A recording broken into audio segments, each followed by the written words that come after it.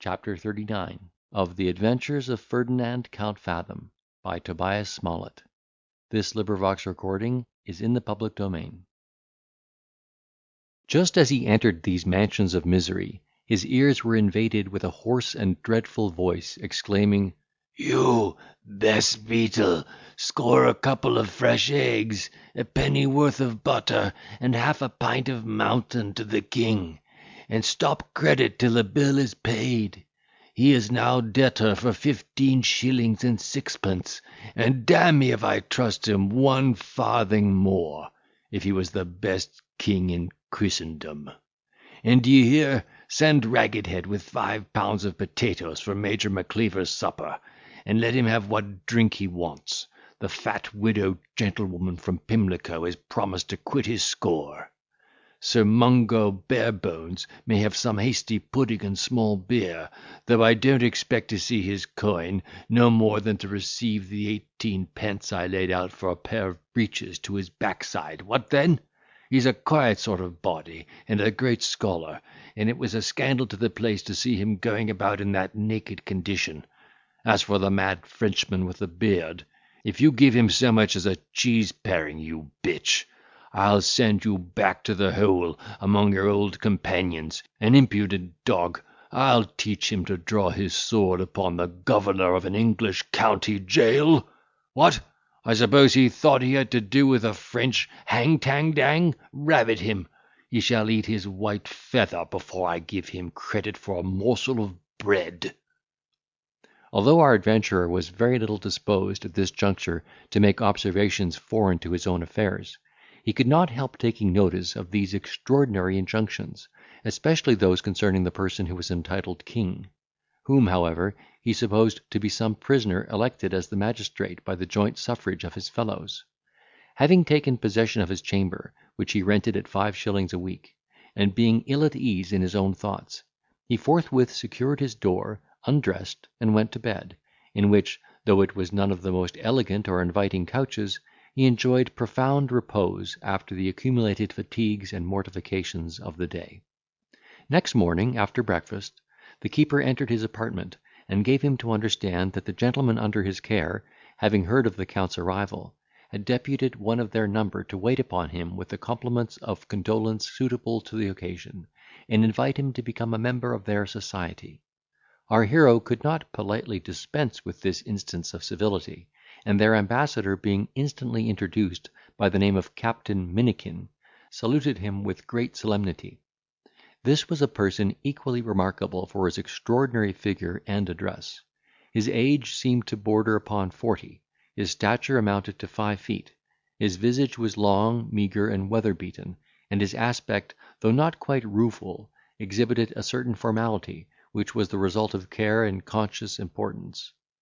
It was very little encumbered with flesh and blood, yet what body he had was well proportioned, his limbs were elegantly turned, and by his carriage he was well entitled to that compliment which we pay to any person when we say he has very much the air of a gentleman. There was also an evident singularity in his dress, which, though intended as an improvement, appeared to be an extravagant exaggeration of the mode, and at once evinced him an original to the discerning eyes of our adventurer, who received him with his usual complaisance, and made a very eloquent acknowledgment of the honour and satisfaction he received from the visit of the representative, and the hospitality of his constituents. The captain's peculiarities were not confined to his external appearance, for his voice resembled the sound of a bassoon, or the aggregate hum of a whole beehive, and his discourse was almost nothing else than a series of quotations from the English poets, interlarded with French phrases, which he retained for their significance, on the recommendation of his friends, being himself unacquainted with that or any other outlandish tongue. Fathom, finding this gentleman of a very communicative disposition, thought he could not have a fairer opportunity of learning the history of his fellow prisoners, and turning the conversation on that subject, was not disappointed in his expectation. "I don't doubt, sir," said he, with the utmost solemnity of declamation, "but you look with horror upon every object that surrounds you in this uncomfortable place. But nevertheless, here are some who, as my friend Shakespeare has it, have seen better days, and have with holy bell been knolled to church, and sat at good men's feasts, and wiped their eyes of drops that sacred pity hath engendered. You must know, sir, that exclusive of the canale, or the profanum vulgus, as they are styled by Horace, there are several small communities in the jail, consisting of people who are attracted by the manners and dispositions of each other. For this place, sir, is quite a microcosm, and as the great world, so is this a stage, and all the men and women merely players. For my own part, sir, I have always made it a maxim to associate with the best of company I can find. Not that I pretend to boast of my family or extraction, because you know, as the poet says, vixia nostra voco. My father, 'tis true, was a man that piqued himself upon his pedigree, as well as upon his politesse and personal merit, for he had been a very old officer in the army, and I myself may say I was born with a spontoon in my hand. Sir, I have had the honour to serve his majesty these 20 years, and have been bandied about in the course of duty through all the British plantations, and you see the recompense of all my service. But this is a disagreeable subject, and therefore I shall waive it. However, as Butler observes, my only comfort is, that now my doubled fortune is so low, that either it must quickly end, or turn about again and mend. And now, to return from this digression, you will perhaps be surprised to hear that the head or chairman of our club is really a sovereign prince, no less, I'll assure you, that the celebrated Theodore, King of Corsica, who lies in prison for a debt of a few £100. Here quantum mutatus ab illo.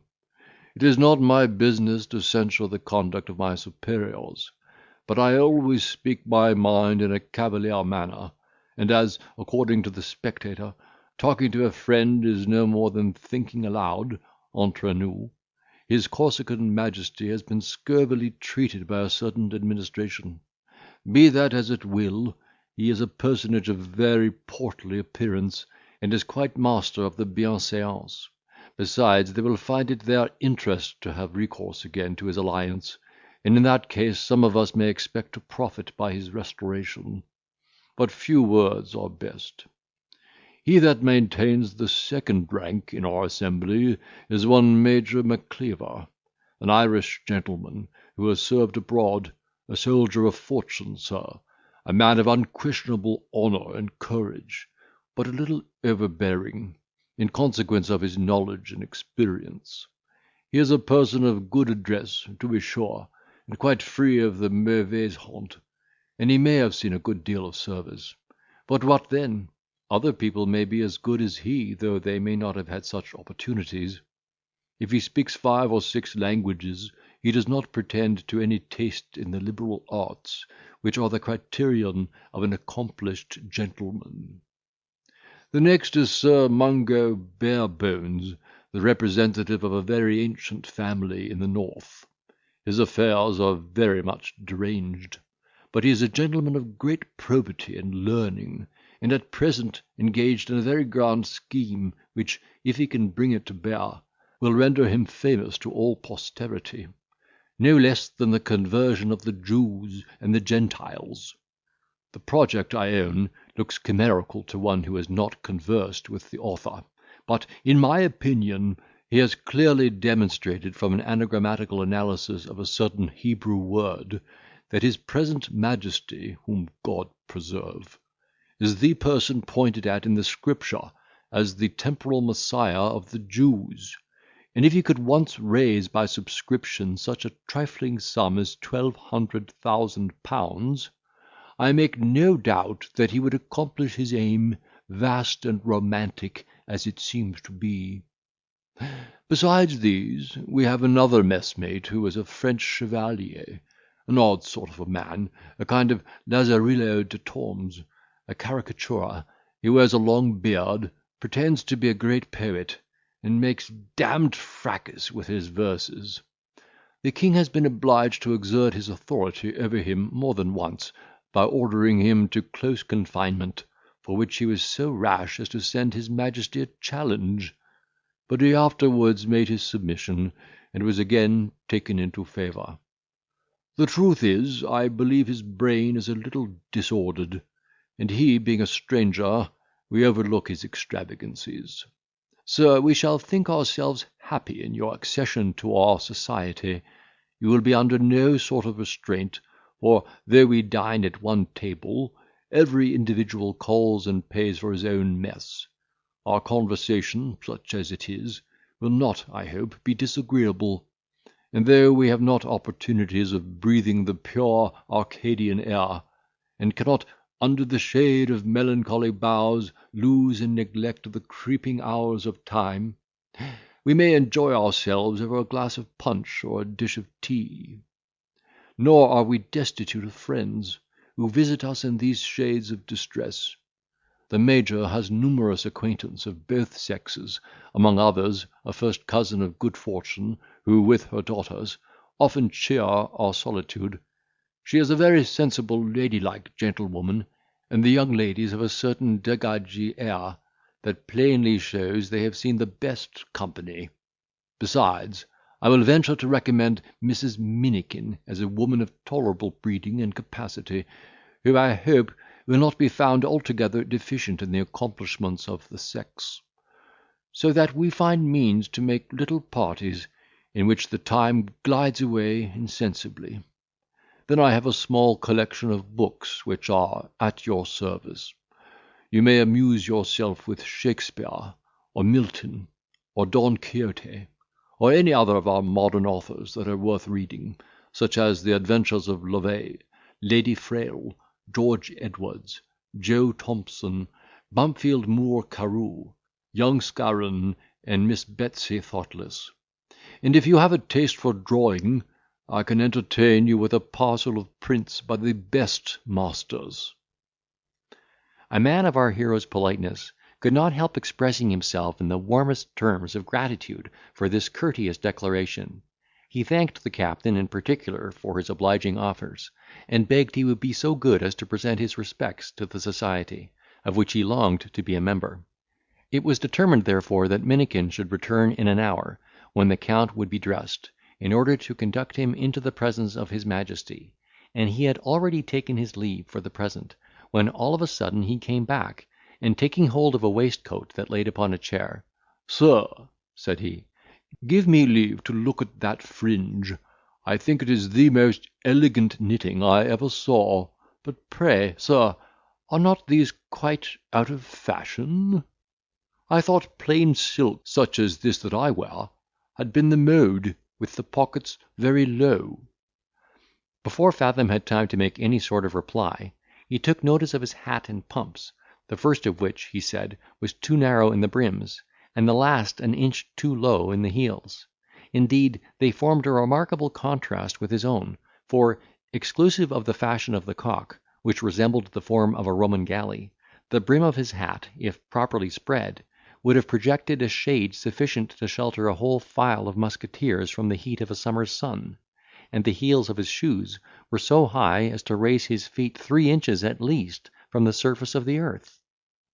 Having made these observations for the credit of his taste, he retired, and returning at the time appointed, accompanied Ferdinand to the apartment of the king, at the doors of which their ears were invaded with a strange sound, being that of a human voice imitating the noise of a drum. The captain, hearing this alarm, made a full stop, and giving the Count to understand that his majesty was busy, begged he would not take it amiss, if the introduction should be delayed for a few moments.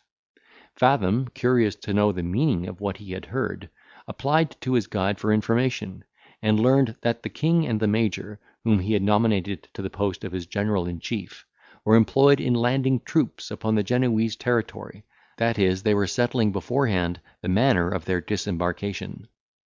He then, by the direction of his conductor, reconnoitred them through the keyhole, and perceived the sovereign and his minister sitting on opposite sides of a deal board table, covered with a large chart or map, upon which he saw a great number of mussel and oyster shells ranged in a certain order, and, at a little distance, several regular squares and columns made of cards cut in small pieces.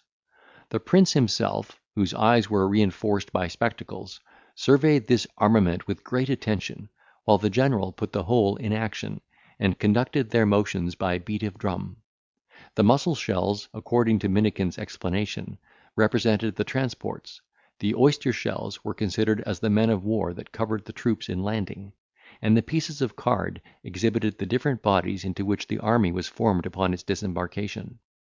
As an affair of such consequence could not be transacted without opposition, they had provided divers ambuscades, consisting of the enemy, whom they represented by grey peas; and accordingly General Macleaver, perceiving the said grey peas marching along shore to attack his forces before they could be drawn up in battalia, thus addressed himself to the oyster shells in an audible voice: "You men of war, don't you see the front of the enemy advancing, and the rest of the detachment following out of sight? Hurrah! The devil burn you, why don't you come ashore and open your batteries?" So saying, he pushed the shells towards the breach, performed the cannonading with his voice. The grey peas were soon put in confusion, the general was beat, the cards marched forwards in order of battle, and the enemy having retreated with great precipitation, they took possession of their ground without farther difficulty. Chapter 39.